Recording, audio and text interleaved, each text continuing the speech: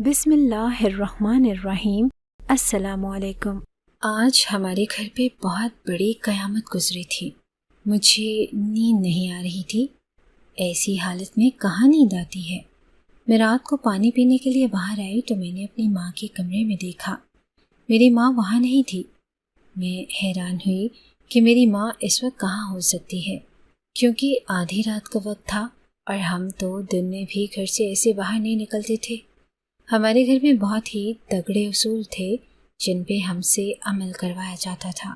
عورتیں اکیلی باہر نہیں جاتی تھی اور بلا ضرورت تو بالکل بھی نہیں۔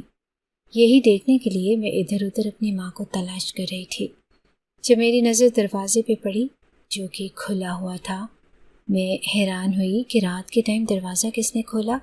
تو تھوڑی دیر بعد میری ماں دروازہ کھول کے گھر کے اندر داخل ہوئی، پر مجھے دیکھ کے حیران ہو گئی۔ میں نے کہا کہ کہاں گئی تھی آپ، لیکن جب ان کے کپڑے دیکھے تو خود ہی مجھے جسم کی تھی میں اچھی طرح جانتی تھی۔ میں حیران رہ گئی۔ میں نے کہا کہ یہ آپ نے کیا کیا۔ میری ماں میرے سامنے کھڑی تھی اور اس کی حالت بڑی عجیب سی تھی۔ میں نے کہا کہ کہاں گئی تھی آپ، تو کہنے لگی کہ پتہ چل جائے گا تجھے کہ میں کہاں گئی تھی، لیکن میں اپنی زبان سے تجھے کچھ نہیں بتاؤں گی، سن لے گا کوئی تو شامت آ جائے گی۔ حفیظ کیسا ہے؟ وہ میرے بھائی کی بات کر رہی تھی۔ میں نے کہا کہ یہ کیسا ہو سکتا ہے، وہ بڑی مشکل سے نیند کی گولی دے کے سلایا ہے۔ کہنے لگی کہ ہو جائے گا ٹھیک، وقت سے بڑا کوئی مرم نہیں ہوتا۔ میں نے کہا کہ آپ اپنے آپ کو جا کر صاف تو کریں، نہیں تو پتہ نہیں کیا ہوگا۔ میری ماں کہنے لگی کہ ہاں میں نہانے ہی جا رہی ہوں، ویسے بھی نہانا ضروری ہے۔ وہ وہاں سے چلی گئی اور میں اپنے کمرے میں آ گئی۔ تھوڑی دیر کے بعد مجھے میرے بھائی کے کمرے سے کچھ عجیب و غریب قسم کی آوازیں آئیں۔ اس کی حالت ویسے ہی ٹھیک نہیں تھی، اسے نیند کی گولی دے کے سلایا تھا۔ سوچا ایک دفعہ اسے چیک کر لوں، کہیں خود کے ساتھ کوئی انتہائی قدم نہ اٹھا بیٹھے، کیونکہ اس کی حالت ایسی تھی کہ میں اندر چلی گئی۔ دیکھا تو باہر بہت شدید طوفان آ رہا تھا اور طوفان کی وجہ سے الماری بار بار بج رہی تھی۔ میں آگے بڑھی۔ میرا بھائی تو نیند کی گولی کھا کے سو رہا تھا، ظاہر ہے اس کو پتہ نہیں چلنا تھا کہ شور ہو رہا ہے۔ میں نے جیسے ہی الماری بند کرنے کی کوشش کی تو سامنے ایک ڈبہ پڑا تھا۔ اس پہ میری نظر پڑی تو میں رک گئی، کیونکہ اس ڈبے پہ میرا نام لکھا ہوا تھا۔ میرے بھائی کا کمرہ بالکل ویسے ہی تھا جیسے شادی شدہ لوگوں کا کمرہ ہوتا ہے۔ جہیز کا سامان، دیواروں پہ سجاوٹ، فوٹو فریم، پھولوں کے گلدستے، لوگوں کے دیے ہوئے وہ تحفے جو بڑے پیار سے سنبھال کے رکھے جاتے ہیں، ان کو بھی سجایا ہوا تھا۔ الماری میں بھی اس طرح کی چیزیں پڑی تھی۔ اس ڈبے پہ میرا نام لکھا تھا اور دوسری طرف میری ماں کا نام لکھا ہوا تھا، اور سب سے اوپر میرے بھائی کا نام بھی لکھا ہوا تھا۔ میں حیران ہوئی کہ آخر یہ کیا ہے۔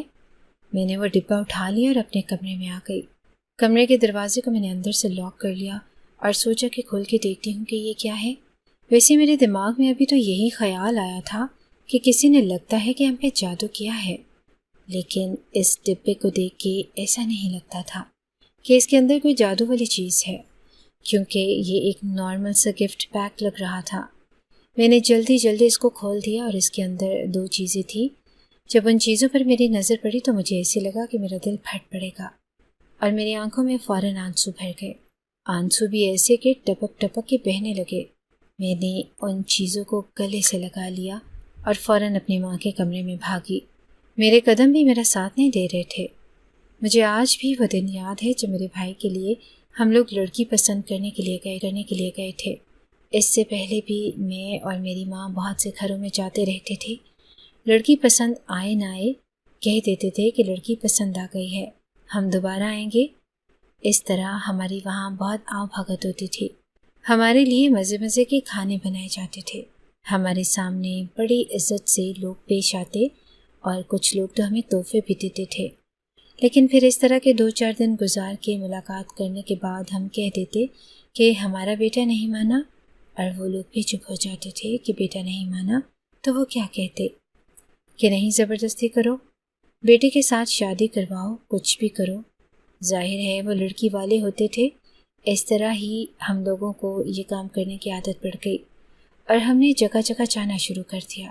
ہم لوگوں کو کہتے تھے کہ کھانا آپ کی طرف کھائیں گے، اب وہ اپنی عزت بچانے کے لیے اور یہ دکھانے کے لیے کہ ہم بہت اچھے لوگ ہیں ہمارے لیے مزے کے کھانے بناتے۔ ہمارے تو جیسے مزے لگے ہوئے تھے، ہمیں سب میں بہت خوش تھے، ہمیں کوئی مسئلہ نہیں تھا، ہماری زندگی بڑی اچھی جا رہی تھی۔ لیکن ایک دن گھر آئے تو ہمارا بھائی، جس کا نام حفیظ تھا اور اچھی بھلی کمائی کرتا تھا، اس نے بتایا کہ میں ایک لڑکی سے پیار کرتا ہوں اور اس سے شادی کرنا چاہتا ہوں۔ میں نے اس کے باپ سے باہر ہی بات کر لی ہے، لوگ بڑے اچھے ہیں، بس آپ جا کے لڑکی دیکھ لیں اور اس کے ہاتھ پہ کچھ پیسے رکھائیں اور وہی پھر آپ لوگوں کو بتا دیں گے کہ نکاح کی تاریخ کون سی ہے اور سادگی سے نکاح ہو جائے گا۔ ان کے پاس جہیز بنانے کی ہمت نہیں ہے اور ہمیں جہیز چاہیے بھی نہیں، میں نے جہیز کا سامان خود ہی لے لینا ہے، آپ لوگ جا کے بات پکی کر دیں۔ میری ماں بڑی ہی سخت عورت تھی۔ میری ماں نے کہا کہ بلے بھائی بلے، شاوا، اس نے تو سارا کچھ خود ہی طے کر لیا اور اب ہمیں بتا رہا ہے کہ جا کے لڑکی کے ساتھ بات پکی کرا۔ ارے تو خود ہی چلا جا کے نکاح کر کے لے آ، بلکہ اپنی سہاگ رات بھی وہاں منا لے، اور میں تو کہتی ہوں اپنا سامان لے کے وہیں پہ چلا جا۔ میری ماں جب بھی بولتی تھی کفن پھاڑ کے ہی بولتی تھی اور پورے خاندان میں مشہور تھی۔ ان کی تربیت میں رہ کے میں بھی بالکل ایسی ہی ہو گئی تھی۔ میرے بھائی کو پتا تھا کہ اماں نے اسی طرح کا رد عمل دینا ہے، اس لیے اسے غصہ نہیں آیا۔ اس نے کہا کہ میں کچھ بھی نہیں کیا، صرف لڑکی پسند کی ہے۔ میری ماں نے کہا کہ یہ صرف تو نے لڑکی پسند کی ہے اور یہ تو نے کچھ نہیں کیا، سب کچھ تو نے کر لیا۔ ہم تیرے لیے لڑکی پسند کرتے پھر رہے تھے، کب سے ہم لوگ ذلیل ہو رہے ہیں، جگہ جگہ جا رہے ہیں، ہمارے جوتے گھس گئے ہیں۔ میرے بھائی نے کہا کہ امی میرا منہ نہ کھلوائیں، آپ جگہ جگہ کیوں جاتی ہیں مجھے پتا ہے، 3-4 دن کھانا کھاتے ہیں، خدمت کرواتے ہیں، رائل ٹریٹمنٹ لیتے ہیں، اور اس کے ہیں کہ لڑکا نہیں مانا، جبکہ مجھے تو آپ لوگوں نے ایک بھی لڑکی کی تصویر نہیں دکھائی۔ میری عمر ہو گئی ہے، میں 29 سال کا ہو گیا ہوں، اگلے سال 30 سال کا ہو جاؤں گا، پھر اس کے بعد میرا بڑھاپا شروع ہو جائے گا، 7-8 سال گزر جاتے ہیں پتہ ہی نہیں چلتا، ایک دفعہ 40 سال کا ہو گیا، پھر مجھے کوئی اپنی بیٹی نہیں دے گا، اس کا نام جویریہ ہے، میں نے اسے پسند کر لیا۔ لڑکی پڑھی لکھی ہے لیکن بہت سمجھدار بھی ہے اور معصوم بھی ہے، بس میں نے اسی سے شادی کرنی ہے، مجھے اچھی لگتی ہے۔ مجھے کہاں ملی، کیسے ملی، یہ میں بتانے کا پابند نہیں ہوں، بس آپ لوگ جا کر رشتہ پکا کریں، میں آپ لوگوں کو گھر کا پتہ دے دیتا ہوں، ان لوگوں کو بھی فون کر دوں گا۔ میری ماں حیران رہ گئی کیونکہ میرے بھائی نے پہلی بات یہ ایسے کی کہ جیسے آخری دفعہ کی۔ اس نے یہاں تک بھی کہہ دیا کہ اگر میری شادی اس لڑکی سے نہیں ہوئی تو میں خودکشی کر لوں گا۔ میری ماں کا ایک ہی بیٹا تھا، وہ بھی بہت زیادہ سے کمانے والا، اس لیے وہ ان سے پیار تو بہت کرتی تھی، لیکن ابھی ان کی شادی نہیں کرنا چاہتی تھی۔ یہی وجہ تھی کہ وہ 30 سال کے ہونے والے تھے اور ابھی تک شادی کا اتا پتہ نہ تھا، جبکہ ہمارے خاندان میں تو شادی 18 سال کی عمر میں ہی کر دیتے تھے۔ ہمارے بھائی کا حکم تھا، مجبوراً ہمیں جویریہ کے گھر جانا پڑا۔ ہم نے اس کا رشتہ مانگا اور شادی کی تاریخ بھی رکھ دی گئی، کیونکہ بھائی کو جلدی تھی اور وہ لوگ بھی کہہ رہے تھے کہ ہم نے جہیز تو بنانا نہیں، ہمارے پاس کچھ ہے نہیں، اس لیے بس تھوڑی بہت ہی تیاری ہے۔ میری ماں نے وہاں بھی ان کو بہت میٹھے میٹھے تانے دیے، لیکن ان لوگوں نے چپ کر کے برداشت کر لیے۔ بھائی نے جہیز کا سامان بھی خود ہی بنا لیا۔ جہیز کا سامان مطلب کہ ان کے کمرے کا سامان، کمرے کے لیے بیڈ، صوفے، الماری، لڑکی کے لیے سنگھار میز، اس کے کپڑے، دیگر لوازمات، کھانے کا ٹیبل، LED، AC، سب کچھ میرے بھائی نے خود ہی بنا لیا تھا۔ نکاح سادگی سے ہوا تھا، لیکن ہم لوگوں کے گھر میں کچھ دوست احباب آئے تھے اور تھوڑی ہم لوگوں نے دھوم دھام کر لی، رونق لگا لی تھی۔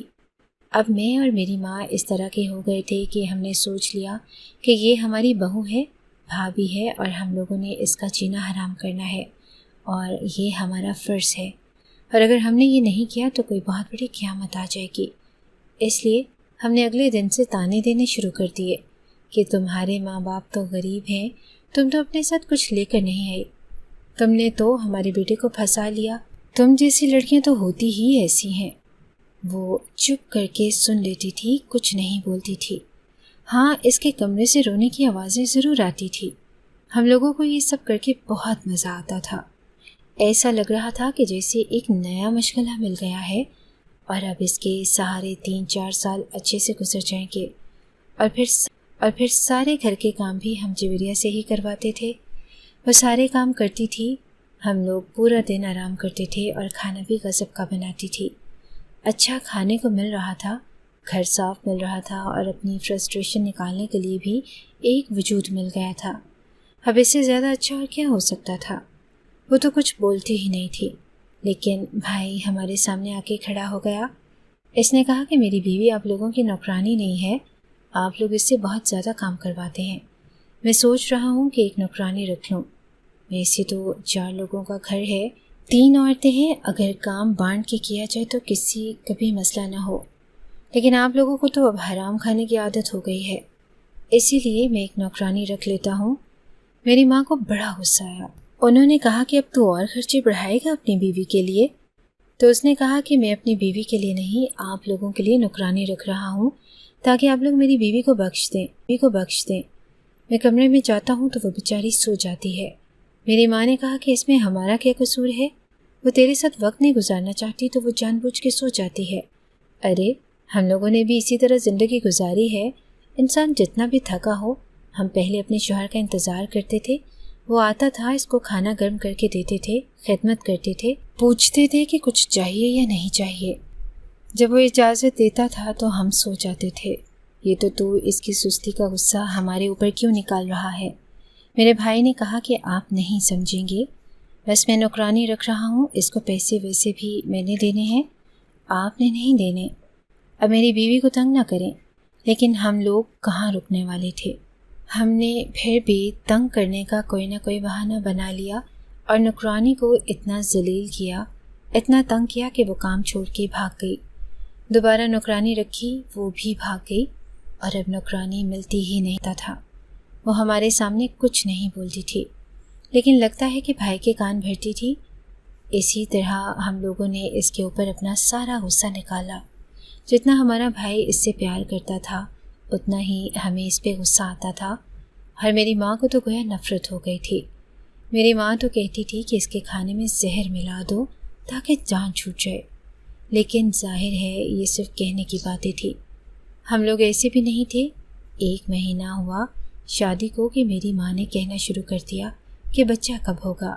ویسے ہمیں بچے کا بہت شوق تھا، اگر بچہ پیدا ہوتا ہم لوگ اس کو بہت پیار کرتے اور اپنے پاس ہی رکھتے، اس کی ماں کی عادت بھی نہ لگنے دیتے۔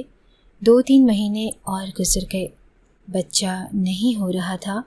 ویسے تو یہ اتنا وقت نہیں تھا، لیکن میں نے پورے خاندان میں مشہور کر دیا کہ کہیں سے لڑکی اٹھا کے لایا اور وہ بانجھ ہے، بچہ ہی نہیں۔ میں نے پورے خاندان میں مشہور کر دیا کہ کہیں سے لڑکی اٹھا کے لایا اور وہ بانجھ ہے، بچہ ہی نہیں ہو سکتا، جبکہ ایسی بات نہیں تھی۔ بھائی نے امی کو کہا کہ اس طرح کی باتیں نہ کریں، میری بیوی ہے، میں اسے بڑا پیار کرتا ہوں، بڑی مشکل سے وہ میری زندگی میں آئی ہے اور میں نے اسے اپنے ہاتھ کا چھالا بنا کے رکھنے کی قسم کھائی ہے، میں نے اسے ہمیشہ خوش رکھنا ہے۔ آپ لوگ کیوں لوگوں کو یہ کہتی پھر رہی ہیں کہ وہ بانجھ جو ہے؟ ہو سکتا ہے ہم ابھی خود ہی اولاد نہ پیدا کرنا چاہتے ہوں۔ بھائی نے کبھی ایسی باتیں نہیں کی تھی، لیکن اب وہ مجبوری میں اندرونی باتیں بھی بول جاتا تھا، کیونکہ میری ماں کو سمجھ نہیں آتی تھی۔ میری ماں نے کہا کہ نہیں، تیری بیوی بانجھ ہے۔ کرتے کرتے 1 سال گزر گیا۔ میری ماں کو میری بھابھی سے اور بھی زیادہ نفرت ہو گئی، اور میں بھی اس نفرت میں حصہ ڈالتی رہی، اور گھر میں اولاد بھی نہیں ہو رہی تھی۔ ڈاکٹر نے ان کو کہا کہ ان کے اوپر بہت شدید پریشر ہے، جس کی وجہ سے ٹینشن ہے، اس لیے اولاد نہیں ہو رہی۔ جب یہ بات گھر میں آ کے بھائی نے کی تو میری ماں نے اس بات سے بھی اختلاف کیا اور کہا کہ ایسا کچھ نہیں ہے، یہ آج کل کے چونچلے ہیں، یہ سب کچھ اسی طرح چل رہا تھا۔ میری ماں بار بار کہتی تھی کہ اس سے بچہ نہیں پیدا ہونا، دوسری شادی کر لے، پر میرے بھائی نے نہیں مانا۔ اسی طرح باتوں میں ایک دن میری ماں نے میری بھابھی کے گھر والوں کو بری بری باتیں کہنا شروع کر دی۔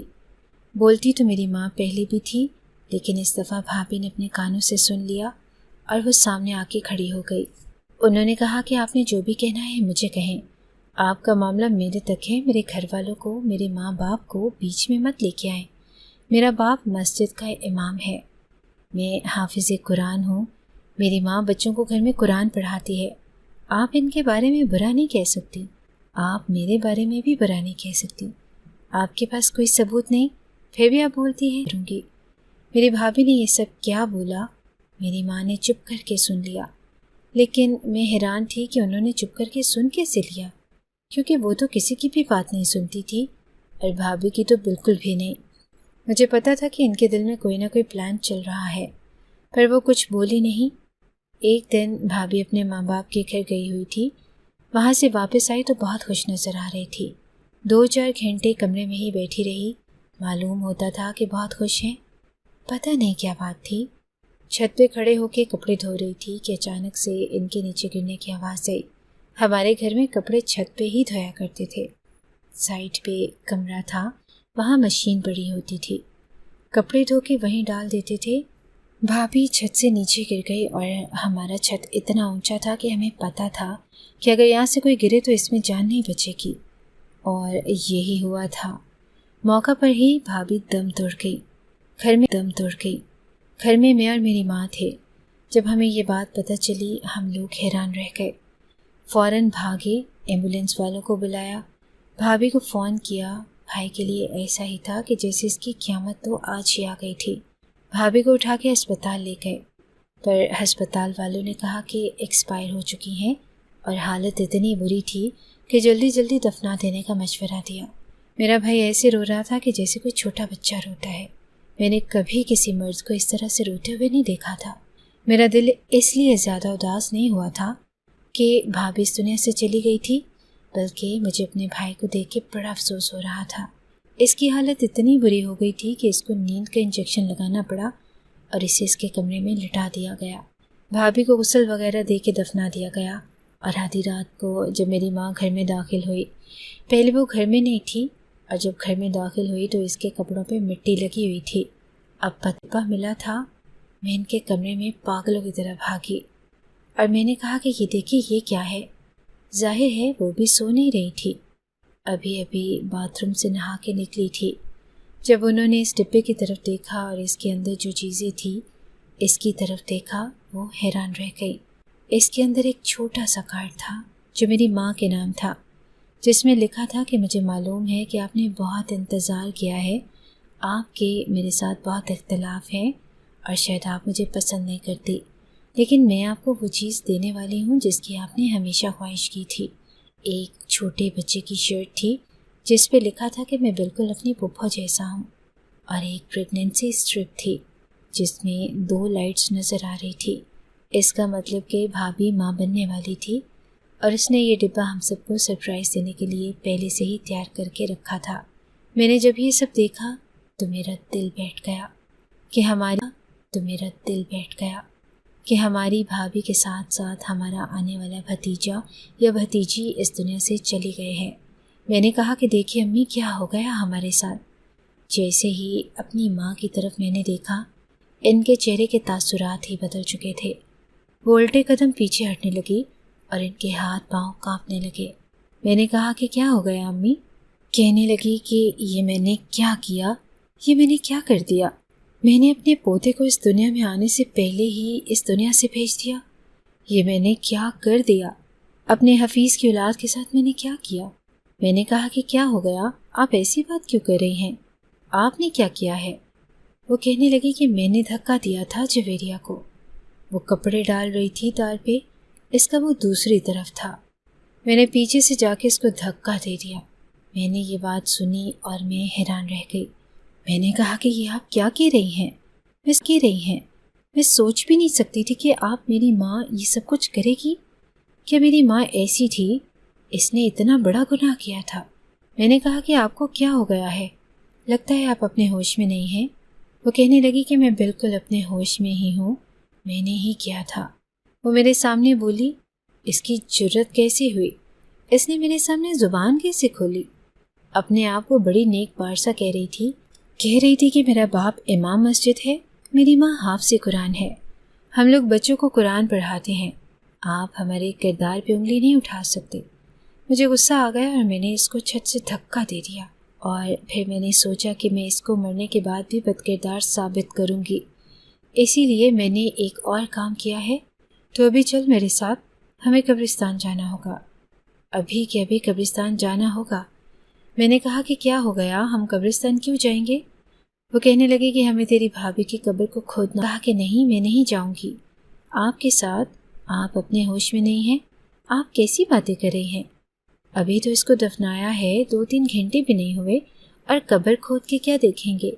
میری ماں نے کہا کہ قبر کو کھولنا بہت ضروری ہے، نہیں تو ہم سب پہ بہت بڑا عذاب آ جائے گا۔ میں نے اس لڑکی کے ساتھ بہت برا کیا ہے، مجھے ایسا نہیں کرنا چاہیے تھا۔ میں نے 1 نہیں 2 جانوں کو ختم کیا ہے۔ اگر یہ بات میرے بیٹے کو پتہ چل گئی تو مجھے کبھی معاف نہیں کرے گا۔ تو میرے ساتھ چل۔ میری ماں نے میرا ہاتھ پکڑا اور مجھے قبرستان میں لے گئی۔ صبح ہونے میں صرف 1.5 گھنٹہ باقی تھا۔ وہ تو مجھے پاگلوں کی طرح لے کر جا رہی تھی۔ قبرستان یہاں سے اتنا دور نہ تھا، لیکن اتنا نزدیک بھی نہیں تھا کہ ہم پیدل جا سکتے۔ میرا دل بہت بری طرح سے دھڑک رہا تھا اور میں بہت گھبرائی ہوئی تھی۔ جب وہاں پر پہنچے تو سامنے کا منظر دیکھ کے حیران رہ گئے۔ میری بھابھی کی قبر کے اوپر کتے کھڑے ہوئے تھے اور اپنے پنجوں سے قبر کو کھود رہے تھے۔ میری ماں نے سائڈ سے ایک ڈنڈا اٹھا لیا اور ان کتوں کو وہاں سے بھگانے کے لیے آگے بڑھی۔ میں حیران تھی کہ میری ماں کو ہو کیا گیا ہے، لیکن ان کتوں کو جو چاہیے تھا وہ مل گیا۔ وہ جب قبر سے گوشت کا ٹکڑا اور ہڈی نکال کے بھاگے تو یہ منظر دیکھ کے میں بے ہوش ہو گئی۔ تھوڑی دیر کے بعد میری ماں نے ہی مجھے ہوش میں لایا۔ میرے منہ پہ پانی پڑا تو میں ہوش میں آ گئی۔ میں نے کہا کہ وہ کیا تھا؟ وہ بھابھی، وہ قبر۔ میری ماں نے کہا کہ قبر بالکل ٹھیک ہے، میں نے قبر کو بند کر دیا ہے، وہ کتے بکرے کی ران لے کے بھاگے ہیں۔ میں نے کہا کہ بکرے کی ران؟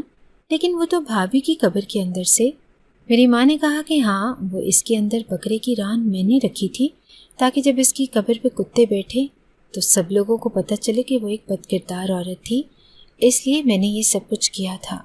میری ماں مجھے یہ پھٹی کی پھٹی رہ گئی، کیونکہ جب پلٹ کر دیکھا تو پیچھے بھائی کھڑا تھا اور اب اسے سب کچھ پتہ چل چکا تھا۔ میری ماں بھی بری طرح گھبرا گئی اور میں بھی۔ میری ماں کہنے لگی کہ رکو، ہم تمہیں بتاتے ہیں۔ دیکھو بیٹا، بات ایسی ہے، میری بات سنو۔ لیکن وہ وہاں سے بھاگ گیا۔ پتہ نہیں وہ کیا کرنے والا تھا۔ ہم بھی اس کے پیچھے پیچھے بھاگنے لگے۔ میری حالت ٹھیک نہ تھی، میں ابھی بے ہوشی سے اٹھی تھی۔ میرے قدم تو میرا ساتھ نہیں دے رہے تھے اور میری ماں میں بھی اتنا تیز بھاگنے کی ہمت کہاں تھی، لیکن بھائی بہت تیز بھاگ رہا تھا۔ آج اس کا بھروسہ ٹوٹا تھا، اس کے اپنوں نے ہی اس کا گھر اجاڑ دیا تھا، اس کی اولاد اور اس کی بیوی دونوں کو اس دنیا سے روانہ کر دیا گیا تھا۔ جب ہم لوگ گھر پہنچے تو سامنے کا منظر دیکھ کے حیران رہ گئے۔ ہم پہ بھی قیامت آ چکی تھی۔ بھائی نے بھی چھت سے چھلانگ مار دی تھی۔ بھائی کو ہسپتال لے گئے، اس کی جان تو بچ گئی، لیکن وہ کوما میں چلا گیا اور وہ ابھی تک کوما میں ہی ہے۔ اور میری ماں کی بھی دماغی حالت ٹھیک نہیں ہے۔ اس نے جب اپنے بیٹے کی ایسی حالت دیکھی تو اپنے ہوش کھو بیٹھی۔ اب ہمارے گھر میں ہمارے چاچو کے گھر والے بھی رہتے ہیں، کیونکہ میں اکیلے ان دونوں کو سنبھال نہیں پاتی۔ وہ لوگ بھی بڑے عجیب ہیں، اس گھر کو اپنے باپ کا گھر سمجھ لیا ہے۔ عجیب حرکتیں کرتے ہیں، خیال بھی کرتے ہیں، احسان بھی جتاتے ہیں۔ میری شادی بھی چاچو کے بیٹے کے ساتھ کروانے کی باتیں ہو رہی ہیں۔ ظاہر ہے ہم نے بھابھی کے ساتھ اتنا برا کیا، ہم سب کو سزا ملے گی۔ ماں کو بھی بہت بڑی سزا ملی اور اب میری باری ہے، کیونکہ مجھے وہ لڑکا بالکل بھی پسند نہیں جس کے ساتھ میری شادی کروائی جا رہی ہے۔ اور جب بھائی کی ایسی حالت دیکھتے ہیں تو کلیجہ منہ کو آتا ہے۔ ڈاکٹر کہتے ہیں کہ پتہ نہیں کہ یہ کب واپس آئے گا۔ اس کو بہت بڑا صدمہ لگا ہے، اس کو ایسا لگتا ہے کہ اس کے پاس جینے کی کوئی وجہ ہی نہیں ہے، اس لیے یہ ہوش میں نہیں آ رہا۔ یہ ہم سب کی باتیں بھی سن رہا ہے اور آواز بھی سن رہا ہے، لیکن پھر بھی ہوش میں نہیں آ رہا۔ اسے ایکٹیو کوما کہتے ہیں۔ بس ہم سب کی زندگی برباد ہو گئی اور اب ہم اسی طرح جی رہے ہیں۔ بس وہی نفرت کے گھر میں کوئی لڑکی باہر سے آئے اور آپ کی پسند سے نہ آئے تو اس کا جینا حرام کر دو اور اس کام کو اپنا فرض سمجھو۔ پتہ نہیں میرے ساتھ کیا ہوا، کیونکہ میری چاچی تو میری ماں سے بھی 2 ہاتھ آگے ہے۔ مجھے لگتا ہے کہ اب میری باری ہے اور میرے ساتھ اس سے بھی زیادہ برا ہوگا، کیونکہ دنیا مکافات عمل ہے، اس میں کوئی شک نہیں۔ آپ سب لوگ میرے لیے، میرے بھائی کے لیے اور میری امی کے لیے دعا کیجیے کہ اللہ ہم پہ رحم کرے، کیونکہ جس نے ہمیں معاف کرنا تھا وہ تو اس دنیا سے جا چکی ہے۔ اگر آپ کو ہماری یہ کہانی اچھی لگی ہے تو ہماری کہانی کو لائک کیجیے اور اس طرح کی مزید کہانیاں سننے کے لیے ہمارے چینل کو سبسکرائب کیجیے۔ کہانی سننے کا شکریہ۔ آپ سے ملاقات ہوگی اگلی ویڈیو میں، تب تک کے لیے اللہ حافظ۔